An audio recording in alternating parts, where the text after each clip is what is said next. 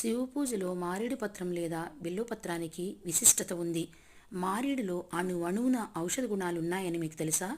మారేడు వృక్షాన్ని బిల్వ వృక్షం అని కూడా అంటారు. మారేడు వృక్షం ఇంత పవిత్రతను సంతరించుకొని ఉండటానికి కారణం ఆ చెట్టు దళాలు, బెరడు, ఫలాలు, వేర్లు అన్నిటిలోనూ విశిష్ట ఔషధ గుణాలు ఉండటమేనని ఆధునిక శాస్త్రవేత్తల అంచనా. అందుకే మన పూర్వీకులు దీనిని శివపూజలో భద్రంగా పదిలపరిచారు.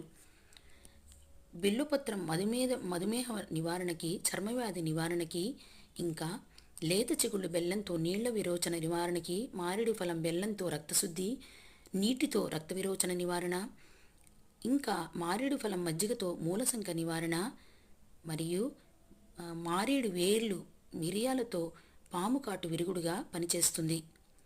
ఇంకా గుండె జబ్బులు, బ్రాంకైటిస్, కాలేయ వ్యాధులు, ఇంకా ఇతర సంబంధ వ్యాధులు నివారించబడతాయి. ఆయుర్వేదంలో బిల్వ చూర్ణం, బిల్వ తైలం, బిల్వ లేపం వివిధ మారేడు ఫలము ఆకుల నుండి తయారు చేయటం జరుగుతుంది. శివ పూజలోనే కాక మారేడు గాలిని, నీటిని కూడా శుద్ధి చేసే ప్రత్యేకతని కలిగి ఉంది. ఇంతటి ప్రత్యేకత ఉన్న మారేడు వృక్షాన్ని అంతరించిపోకుండా స్వచ్ఛందంగా కాపాడుదాం. వృక్షో రక్షతి రక్షితః.